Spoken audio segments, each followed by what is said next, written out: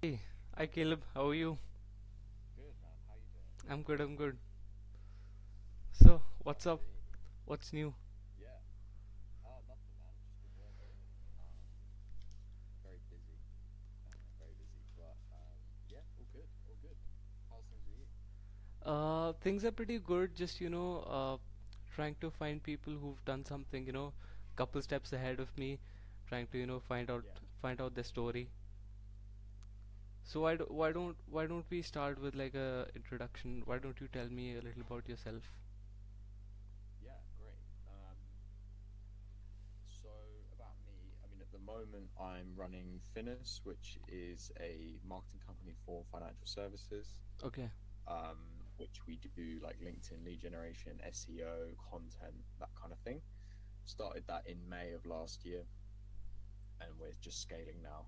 Uh, we've got a couple of freelancers working for us now, Mm-hmm. and yeah, it's going pretty well. Awesome.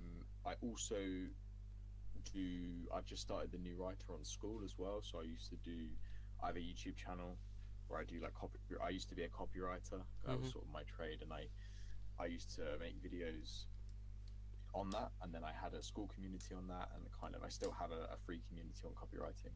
But I just started the new writer. I want to create a bit more of a kind of personal writing group, Yeah. which I'm excited about. So I think, yeah, I mean, going back to how I started, I did English literature at university, Okay. and then I decided that I wanted to, kind of write for a living. Mm-hmm. So I started a social media agency, Okay. doing just like, I was just like like an account manager there, Mm-hmm. but I was also doing freelance writing as well. So I Mm-hmm. used to do like tech articles. Like I used to be big into video games. So I used to write video game articles, Mm-hmm. like anything like that. I used to just make content, and then I was a sub editor for a while, Mm-hmm. like a proofreader for this magazine, and then I did a couple more marketing jobs, and then it was when I was when I went to PaySafe, which is a fintech company, Mm-hmm. and I got my first job as a copywriter. Mm-hmm. So essentially, I was just working in the marketing department, just writing articles for them, any pieces they wanted. Then I went to Barclays. Then I went to Tide. Mm-hmm. So then, when I came last year to wanting to set up my own thing, Mm-hmm. I just knew that there was a really good opportunity to make something in the financial niche, because like finance companies are always looking for content, they're always Yeah. looking for marketing, but they kind of shy away from it a bit because the marketing companies either can't do it, or they don't Mm-hmm. know what it is, or even just they Mm-hmm. don't know what they're meant to be doing. So Mm-hmm. that's kind of where the company's positioned now. So, So yeah, that's what why I'm up to. why do you think they shy away from posting stuff and making content? Yeah, great question. I think it's just because they're very busy, and it's also like their products are usually very complicated, or they're Yeah. very like specific. You know, it's not like they're just selling like cereal or something, Yeah. which is Yeah. just very simple. Like they're often, it's a specific cross-border payment solution, or Yeah. it's a specific broker for a specific thing. One of my Yeah. clients he runs a website that is Mm-hmm. like it's a networking site for liquidity providers and brokers. It's I don't even know how you go about, or they don't know how they even go about marketing that kind of thing. Yeah. Yeah. That's the blocker. Yeah. Um, so that's probably why, and I think also just there is an industry feeling, or like I guess like culture, Mm-hmm. that they don't. People need to be quite professional and corporate, Yeah. so they often think, oh, I don't want to look unprofessional, so I won't post anything. Yeah. Yeah. I know that makes total sense. Even my sister, she's like a trader. It's really difficult to Mm, explain what she's built, because again the information is so mm, sensitive, and then uh, it's not easy to explain what she exactly does to maybe a marketer. So I think mm, there's definitely a huge gap that you're working for. mm-hmm. Yeah. Yeah, I hope so. I hope so. But yeah, tell me about yourself. What are you up to? What do you do? I have been freelancing for the past 5 years, and Okay. it's been really tough. I could have gotten to where I am with the little progress that I've made in just about a year. So what I want to do is I love talking to people, I love interviewing people. So I thought, let's just talk to people who are a couple steps ahead of me. And so even I will learn from what mistakes they've made in the past, and then I can document this and share it with other people so that they can also learn, probably not make the mistakes that you've made or I've made in the past. Mm. So that's why I'm talking to Mm. you today. Okay. What do you freelance in? What do you do? I'm a web design freelancer. Okay. Yeah. Cool. Cool. So Cool. And then, how did you get into that? it all started from college. I thought, let's try something. The first thing that came to mind, since I'm a BTech graduate, the first thing that came to mind was let's try and build websites. And soon when I it's not that I just stopped at building websites. I even tried a lot of new things like copywriting, marketing, and a lot of different things. But then soon one of my relatives was like, can you build a website for me? And I was like, yeah, sure. And then one thing led to another. I found one more guy, and then things started to snowball. And then yeah, kind of got into it. Mm. Yeah. Okay. Great. Great. So let's start from the beginning. How old were you when you started off with copywriting, and how you got into it? Yeah. Good question. I mean, people always ask me like, "Oh, how long did it take?" And it's like I don't really know because I'm 27 now. Mm-hmm. But I started when I was like, I mean, I started writing since I was like 18. You You know don't what I mean? you Like, don't I've always been doing some kind of writing. you don't look So it was 27 like, at all. no, I Yeah. know, I get that as well. People always say like, "Oh, you're like 21, right?" And I'm like, well, no, Yeah. I wish. Yeah. Um, but yeah, no, I am 27. Um, soon to be 28 actually When's in your June. birthday? But yeah, June 9th. Okay. Um, yeah, I yeah, it's like I've been sort of writing various things, uh, you know, like since I was like 18. Like I Mm-hmm. did like a bit of creative writing at uni. Mm-hmm. I've done like writing pieces before. I wrote a few articles here and there, like Mm-hmm. back at uni. Yeah. So like I didn't know it at the time, but I was sort of starting it then. And then Mm-hmm. I think when I graduated uni in 2018, Mm-hmm. I was like, right, okay, I need to get a job now. I need to start Yeah. making money. Like I need to get out into the big city. And I came to London, and so I then that was when I was then writing at the social media agency. I was writing captions. I was writing like emails. Mm-hmm. I was doing like pieces here and there, and I think that was when I was starting to build up a bit of a portfolio. And I Mm-hmm. then was doing freelance writing on Mm-hmm. Fiverr Mm-hmm. and Upwork, and then I think this was like 2019, 2020. So I've been kind of slowly building it up. I guess Mm-hmm. officially it's been since 2021 is when Okay. that was when I got my first job as a copywriter. Mm-hmm. And then when I started freelancing was probably 2023. So that Okay. was when I got my first, like, I guess like it was for like £500 a month, and I do Mm-hmm. 4 articles. That Mm-hmm. was my first kind of like Client. proper copywriting client, like I Yeah. guess in the way that people understand it. That was when I did it, and then I think it was January 2024 that I was like, right, I'm gonna put a shift in, because I was working at Tide, of like Mm-hmm. a business bank, Mm-hmm. as a copywriter there, and I was thinking, fuck me, like I'm gonna be like, I mean, I might look 18, but I'm gonna be 27 this year, So I was like, I Yeah. need to get a move on with my life, Yeah. Yeah. I'm gonna be 30 in 3 years or less than. So I was thinking, okay, I don't like working anymore. I want to make it my own business. So I thought, okay, what am I going to do? And I was doing drop shipping at the time. I was doing other like bullshit. Mm-hmm. Mm-hmm. But I was like, no, I want to build a real business. I want to build Mm-hmm. something proper. And I thought the only thing that makes sense is writing. That's the only thing I've been doing for 5 years. Yeah. I have experience in all of it. I've done every form of it. I Mm-hmm. like it. And I have this kind of CV of financial companies. Mm-hmm. It makes sense to create this kind of company. So I think 2024 was when I put like a shift in, like, right, I'm going to actually try Mm-hmm. And then by April, I quit my job, and then May set up the company, and then here we are. Okay, I have a lot of questions. Uh, Yeah. did you did you have like when you started off freelancing, have you already Mhm. decided that you wanted to become like build your own company? Had you already decided that when you first Yeah, started off? basically. Yeah, because I mean, I had I guess the dilemma, or the kind of two paths in the woods are: do you become a solopreneur Mm-hmm. and self-brand, or do you set up a business? And I was weighing up the two, and looking back, definitely the right decision is to set up a proper brand and business. It makes such a difference. Like, it opens more doors.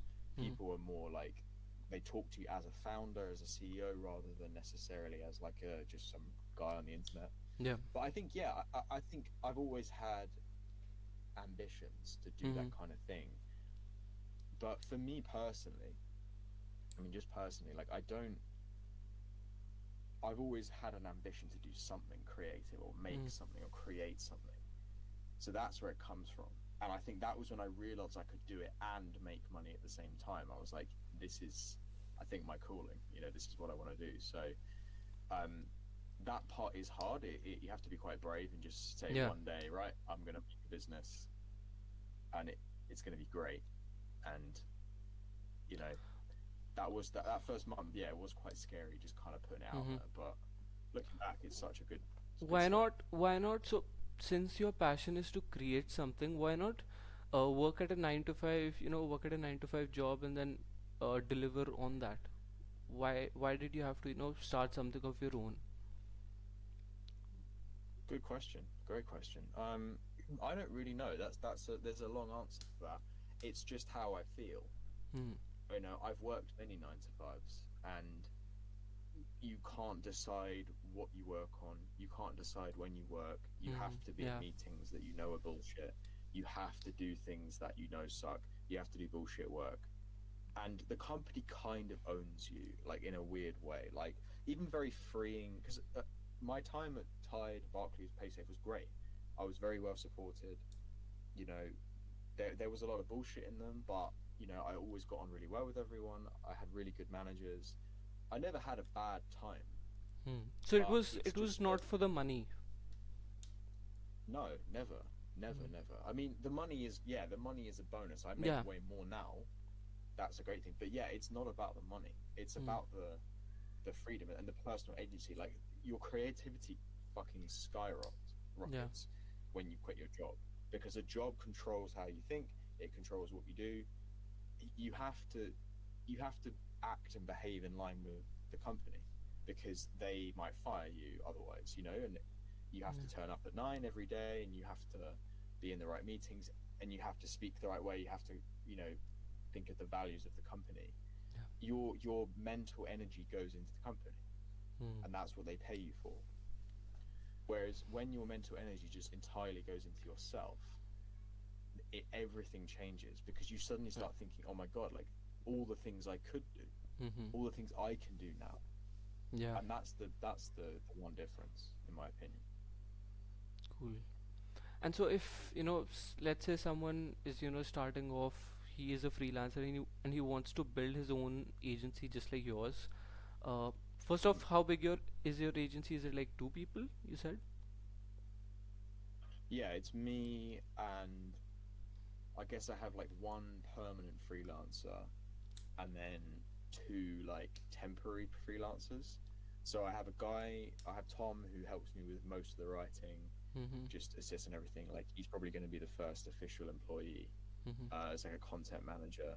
Then I've got a guy who I work with who's like the SEO, like, tech guy. Like, because I'm not too good at like the coding and like Yeah. the stuff like that. But he knows that stuff, so I use him a lot. And then I've got a new writer called Lucy, who I'm just starting with, and she's also like a financial writer. So yeah, I'm kind of building a bit of a team up. No official hires yet, like, in terms of like, company's house, my Mm-hmm. tax records. It is just technically me.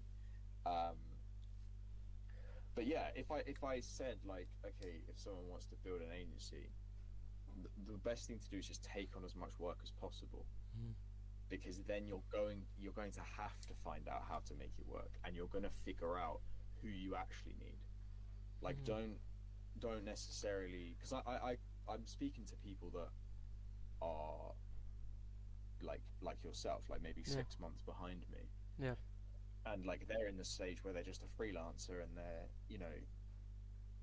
doing whatever. I mean, essentially, I'm just a glorified freelancer. Yeah.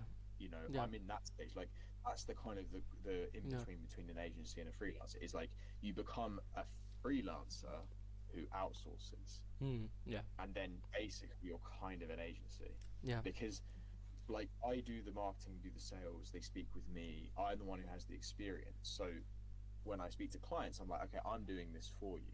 I position it slightly more now to say, okay, I do have assistants. Mm-hmm. I try to say to them like, I I do I'm gonna get other people to write this, especially Mm-hmm. with SEO. Mm-hmm. But there are things that I just do personally myself, like I do ghostwriting as well, Mm-hmm.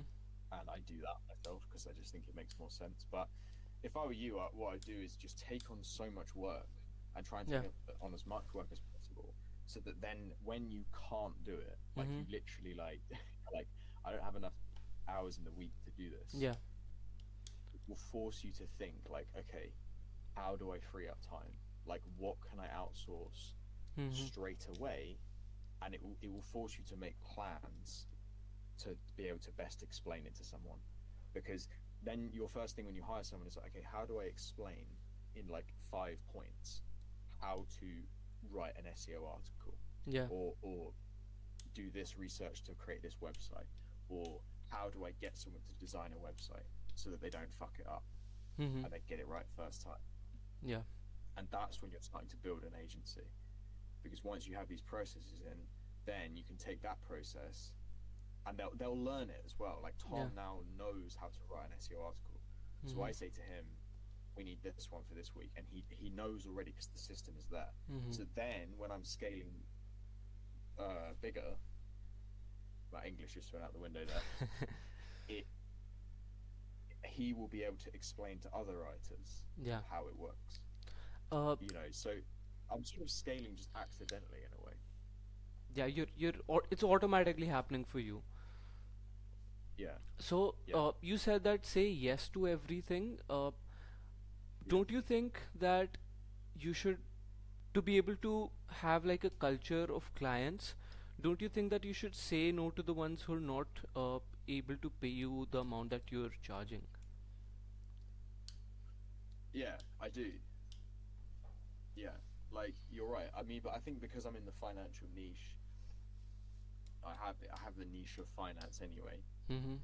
And then yeah, but that's why I have like an intro call, because I'm also qualifying them as well. So I ask them what they need, what they Mm-hmm. want. If they don't know what they want, I tend to just kind of say, okay, be in touch, Mm-hmm. you know. But what if Or if they don't have budget, say no. mm-hmm. So a budget is definitely one thing, but let's say they have a lot of budget, it's just that they don't know what Uh-huh. they want. Do you even say Yeah. no?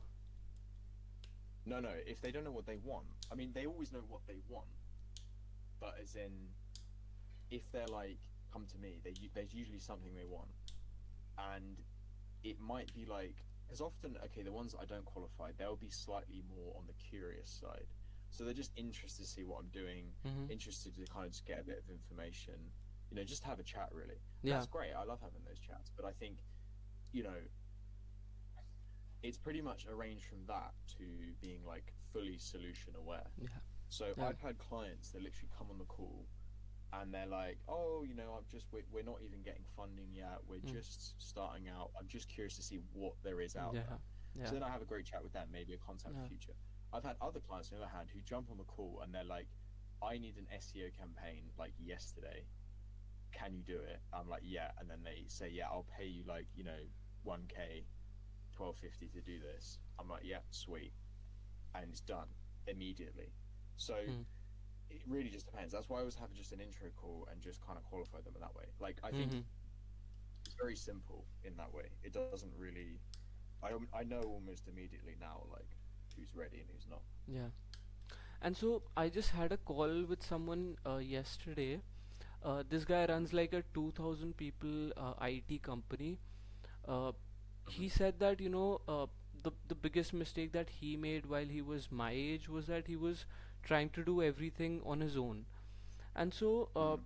should you outsource everything from the beginning, or should you do it the way that you're doing? Some things you do yourself, and then some things you outsource, and then you grow as and when you grow. What are your thoughts? Don't Yeah, you don't you that's a think great if question. don't you think that if you outsource everything from the beginning, you'll be able to grow much faster?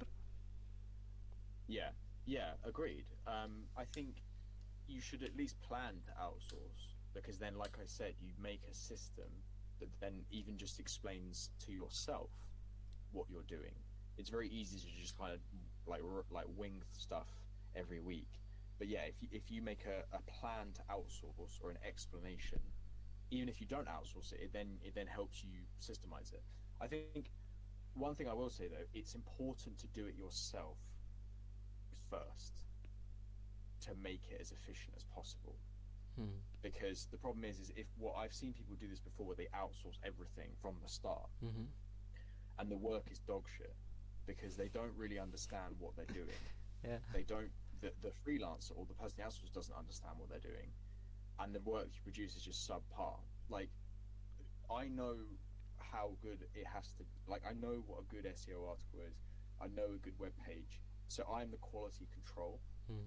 only because I've done it myself. Yeah. So I have a kind of rule that I only outsource stuff that I've done, because it creates less of a headache. Because in an ideal world, yeah, you take every role, you outsource it, and then they do it, and then you have a great business. But in reality, what will happen is that you'll get a task, you'll outsource it to a freelancer, they'll come back with you with something completely random and messed up, and you'll go, "What is this?" And they'll Yeah. say, I don't know what I'm doing. Yeah. What do I do? And you say, I don't know what I'm doing because I've never done it before, and then you end up doing the work anyway. Yeah. So I think, yeah, it's about getting it like crystal clear what you're meant to be doing. Hmm. Then you can outsource because inevitably, like, no one's perfect. Like people get it wrong. Hmm. They might not necessarily have that much experience themselves, especially if you're hiring people on the cheap, like Yeah. younger people. Yeah. They're not going to be, they're going to be a bit more clueless. So Yeah. yeah, always do it yourself first. Awesome. Awesome.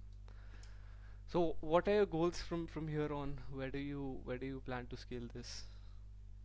Yeah, good question. I mean, I have no idea. Like, I've got a friend who works in strategy, Mm-hmm. and I go to the gym with him, and he's always like, "Oh, you need to scale, you need to have a plan." So we're gonna have a sit down. He's gonna kind of make me a strategy plan for like the next 6 months because yeah, it's kind of wildly changing all the time. I think the way I'm going with it is I love the idea of creating kind of like a boutique, Hmm. like a very specialized agency that only works with specific finance companies on a certain thing. There's a couple of companies like it. Like I used to work for a company called. Well, I didn't work for them, but I did some work with them. Let me show you. Called Digital Luxury Group, and like they do like premium marketing or branding for companies Okay. like Patek Philippe. They do Instagram, and it's like I can either go down the hard results lead gen Yeah. side or go down the branding side. And if I'm perfectly honest with myself, I love branding. I love writing. I love that, and I think there's a real need for it. Yeah. Like one of my clients, the CEO, and I do his ghostwriting. He's saying to me like, it's so like there's such a need for good writers that people can have access to and produce really good content. And Yeah. he doesn't need the content for leads. I mean, he's like been like a top dog CEO for like 20 years. Yeah. He's good, he's sorted, but he still needs the branding. He still needs the work. Yeah. That's the kind of client I really love because the ones that are trying to scale, like yeah, it is more useful, but like SEO kind of sucks, like lead generation kind of sucks. Like it's tough work, and Yeah. like you're constantly chasing numbers, chasing clicks, like you Mm-hmm. know. But then having said that, branding is tough to get into. I'm Yeah. probably going to do both at the same time Hmm. and just see what happens, Hmm. because, at the moment, the way I position it is like, okay, we're basically just marketing for financial services. We help you stand out, we help you attract more clients. That's my selling point. I take on generally smaller finance companies, so maybe like 1 to 10 people, Hmm. and just help them scale up. That seems to be probably the growth that's going to happen in the next year. Mm-hmm. um Maybe the branding and the lead gen, I'm going to think about maybe like 5 years or so. But for now, like right now, the objective is business development, because exactly the point you raised just now. it, like, I'm at a point where I need to outsource more stuff. I need more systems, I need more proven systems, I need more processes. And I think now I had a bit of money come in from a client. Like, he paid me like 6 months in one go, which is great, Mm-hmm. Mm-hmm. because now I've got a bit of cash flow that I can then think about. Okay, maybe I Yeah. can pay a bit to someone Yeah. to just sort of like, maybe I can pay Tom a bit more to do more of the management. I've Yeah. just started using ClickUp as well. Okay. Um, so that's I think immediate need. So Hmm. I'm just trying to like tick things off like that. Hmm. Like, okay, get the process now. Like, okay, if I have a new client for SEO, how exactly does the entire process work? Like, from the moment that they sign Mm-hmm. the contract, what do we do first? What do we do second? What do we do third? Like, that's what Yeah. I'm thinking about now. Right. Right. Uh, since we're talking about leads, uh, Mm-hmm. someone who's just starting off, let's say, someone who's just getting into copywriting, they have not done any job, like you have, Mm-hmm. uh, so they do not have Mm-hmm. that network that they can leverage. Uh, Mm-hmm. what what would you suggest them? How do they get their customers? Yeah, good question. So my first YouTube video, or not my first, sorry, the main YouTube video on my YouTube channel, it's on the homepage, is how to make a copyright portfolio with no experience. Okay.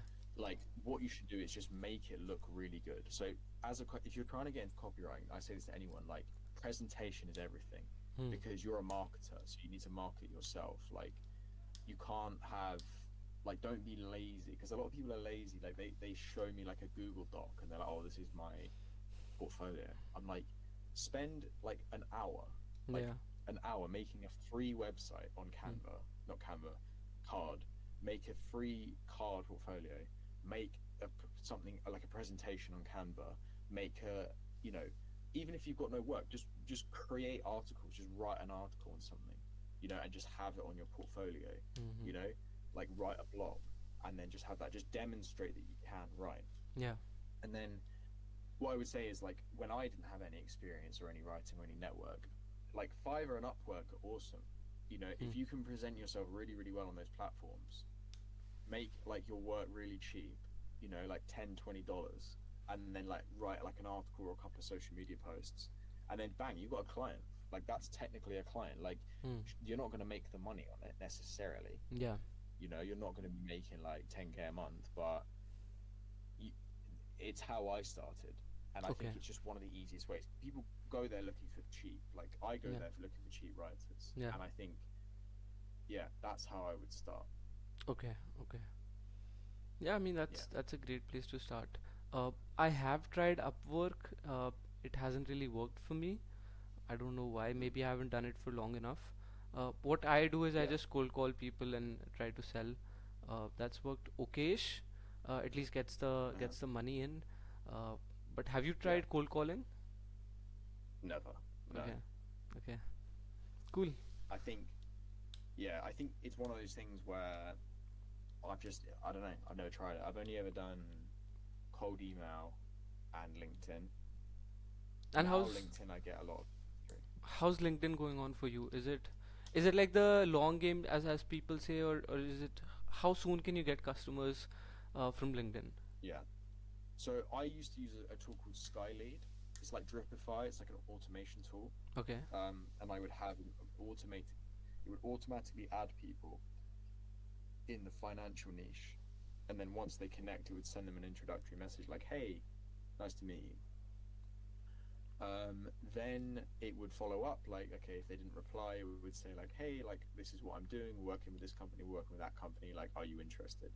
I've gotten like 2 3 clients from that, which has been great.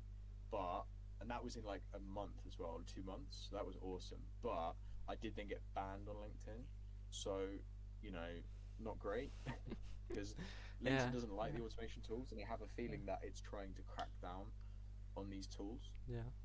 So um, yeah, that was a really good method. I also have just started cold email again as of this week because I did a bit of that at the start, but it didn't go too well. And because the LinkedIn was going so well, I cut back on the instantly campaign. But now I've just started an instantly campaign as well. I've changed my outreach message slightly Mhm, to be a little more professional, I mhm, guess. mhm. And we'll see how that goes. But yeah, I mean, in terms of like outreach, like it's best to just do all of them all the time, Yeah.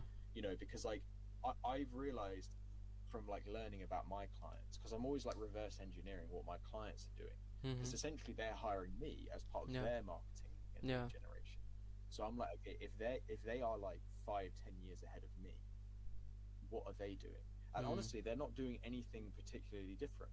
Yeah. They're just doing it at a fucking scale that is incomprehensible for a newbie. Like Yeah. people send out 5 emails a day, and Mhm. they're like, "Whew, fuck, like that's a lot." One of my clients is doing, Uh, he's burning through lists of 400k emails, and he's wow. probably sending like several thousand emails per day. Mhm. He's scraping all leads that come in into Salesforce, and Mhm. then he's got email campaigns specifically for each one. He's got like 5 sales guys. He's doing SEO now with me. He's doing, you know, like everything. Like it's when you realize that lead generation is just a competition. It's just, can you do more than people around you, Hmm. and you'll get business. Hmm. Yeah. I think yeah, I've exhausted all my questions. Okay. But let me think if I can think of anything else. When you say so, do you offer something for free when you're reaching out through email? Like, do you have a lead magnet? Like, do you offer Mm. I'll do a free audit for you on your website or on your social media posts? Do you do something like that? No, but I know it's a good idea. I have seen people do it, and it is good. I've never taken the time to do it, and I've actually never tested it. Hmm. Um, the only thing that gives me reservations about that is that generally professional brands don't do that, because there's this whole kind of like psychological game where it's like you're outreaching people, but you don't want to look desperate. You don't want to look Yeah. like you need their work, even though you Yeah. do need their work, but you want to pretend like you don't. I Hmm. feel like a lead magnet is a little bit salesy. Like Yeah. it's a bit like, um, kind of they know that, like, I mean, if I get an email and someone's like, "Hey, do you want to download our free report?" Hmm. I just know, oh, you're trying to get my business. Hmm. Hmm. People like to think that it was their idea. Yeah. Yeah. Like Yeah. everyone likes to think that they came up with the idea to work with someone. They don't want to feel like you pushed them into it. So, in my opinion, I know that sales techniques like lead magnets work really well, and I'm definitely going to try one. Because, for example, there is a really good brand that I'm always uh, copying, because they do B2B marketing, same as me, called Noticed. There's a couple of English guys that Hmm. run this, and they have a system where they do like I don't know if it's on the homepage actually. Um, Let me see. 1 second. Okay, I can't see it on the website, but they do a thing where they do like a quiz Hmm. where they say, okay, test how good your brand is, and Hmm. it's like a 20-page quiz that you do. Hmm. Quite fun to do, and then that's their lead magnet, Yeah. This. and I This. think that is genius Yeah. This is because it pretty. it makes you think that it's your idea. Yeah. Yeah. It's pretty cool actually. I forgot the name of this company. They did like a subscription model for content, for copywriting. Right. What are your thoughts on that? Mm, So it's like a subscription a model. subscription model. Yeah. Damn. Yeah, that's good. I mean, I don't know how they do that. Wait, let me see if I can find the name Yeah, of I that mean, company. if I could make a subscription model, that would be awesome. Like, because everyone knows like Yeah. SaaS is the ultimate business. Like, if you can make a good SaaS product, you're winning. Like, I pay like 500-600 pounds a month Mm-hmm. for various fucking software, and I think they're just sitting there Yeah. making money. You Let me know? just let me just find this person. Hold on 1 second. Yeah, no worries.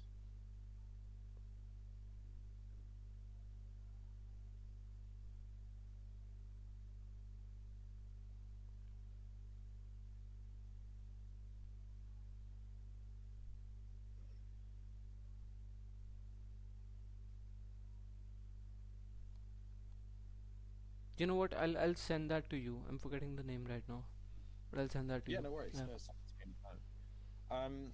I have to go in about 5 minutes, but let me ask you a question. Like, how are you planning to scale? So now taking all this in, what are your Uh, plans to scale? I think one thing that you said earlier, that doing the things yourself first and creating those systems, uh, and documenting, is what I'm focusing Mm-hmm. on right now, so that when uh, Mm. when someone comes in and then I outsource that work, I have a proper system uh, to Okay. kind of regulate the work, uh, and Yeah. in terms of, I think, yeah, that's pretty much what I'm thinking. And also working on my pricing, uh, creating like a fixed structure of, because each client is different, right? And if I can have like a clear structure for 100 different possibilities, it'll be way easier for me to quote, and not think over it. So yeah, Mm. that's what I'm thinking. And also I want to work on my offer, because just a website is something that people usually do not want.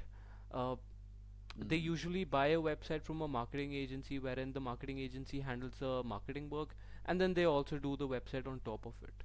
It's really difficult to sell Mm-hmm. just a website, unless you're Mm-hmm. doing SEO with that, or offering something else with that. Mm-hmm. So I have to Mm. work on that as well. Mm-hmm. Yeah. I think your website's great though. I'm just looking at it now. Really. Thank you. Yeah, it looks good. Is it on? Did you build it on Framer? No, it's on Webflow. Okay. Oh, nice. Yeah, this looks sick.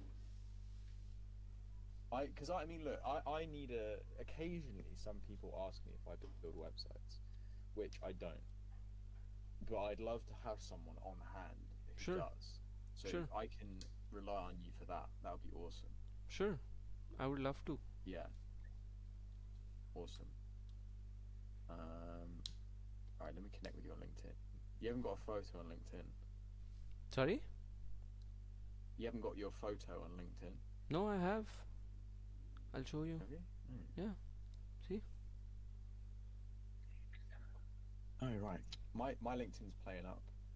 I think I'm still like That ever does since I put a video up, that it's that fucked does up. that does sometimes to my account as well. When I look at different accounts, at times they don't have the photo on there, but after a while I get to see the Yeah. photo. I don't know why that happens. Yeah. Honestly, LinkedIn is Yeah, just pisses me off probably sometimes. tag LinkedIn there, and then probably share a screenshot. Yeah, yeah, yeah, You'll get a ton of traction. yeah. Nice. Yeah, yeah. Okay.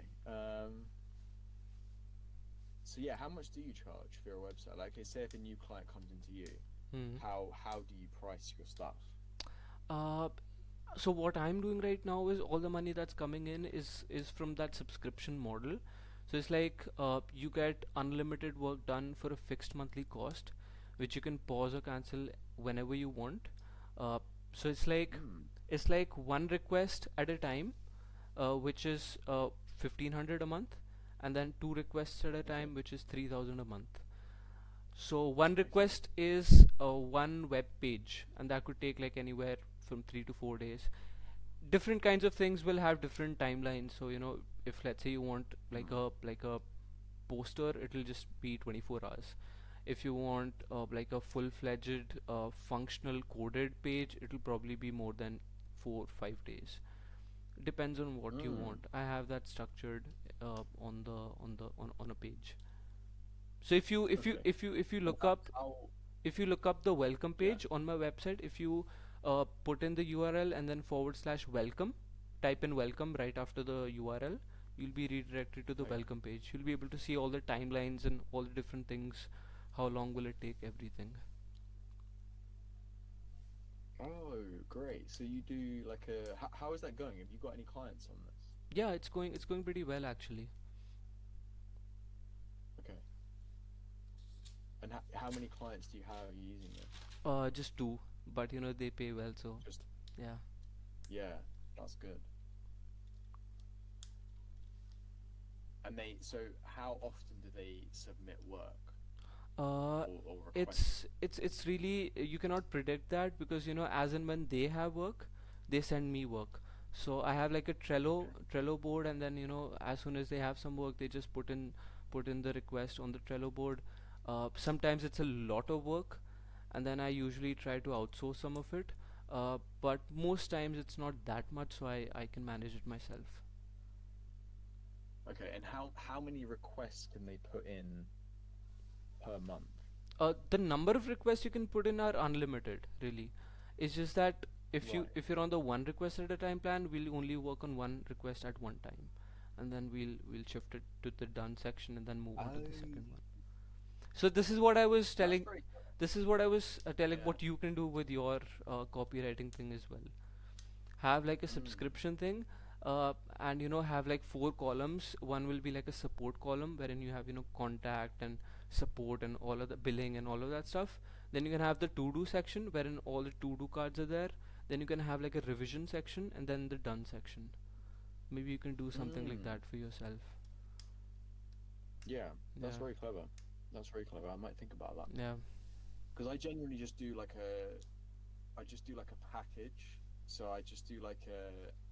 The way I do it is I do like either 1250 or 1500 is then a you get like an SEO package for that, and then I do the same price and stuff for LinkedIn, and then you can like get like both or one of them, and then I just provide like as a benefit like unlimited support.